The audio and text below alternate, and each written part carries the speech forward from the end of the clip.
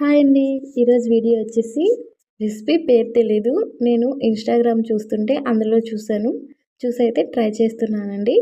ఇంకా ఫస్ట్ ఒక పాల ప్యాకెట్ అయితే తీసుకొని ఇలా మరగబెట్టుకోవాలి. ఆ మరుగుతూ ఉంటాయి. ఇంకో వైపు అయితే ఇలా బ్రెడ్ ముక్కలైతే ఎడ్జెస్ అయితే కట్ చేసేయాలి. ఎడ్జెస్ అయితే కట్ చేసేసి పడేయకూడదు. పడేయకుండా ఇలా గుండ్లా చేసుకొని పక్కనైతే పెట్టేసుకోవాలి. ఆ మరుగుతున్న పాలలో ఒక కప్పు అయితే షుగర్ వేసుకొని మరగబెట్టుకోవాలండి.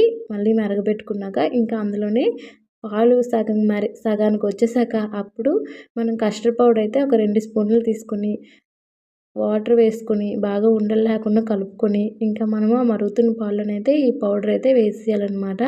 వేసేసుకుని ఒక 2 మినిట్స్ తర్వాత నుంచి జీడిపప్పు, కిస్మిస్, బాదం పప్పు వేసేసుకున్నాక ఇంకా నా దగ్గర అయితే గాజు బౌల్ లేదండి. అందుకే నేను ఇలాగ బిర్యానీకి వచ్చిన ప్లాస్టిక్ బౌల్‌లోనైతే నేను వేసుకుంటున్నాను. 2 బ్రెడ్ ముక్కలు పెట్టి దాని మీద అయితే ఇలాగ మనం ముందులో ప్రిపేర్ చేసుకున్నాం కదా! ఈ క్రీమ్‌ని అయితే వేసేసి బ్రెడ్ పౌడర్ అయితే పైనుంచి వేసేసానండి.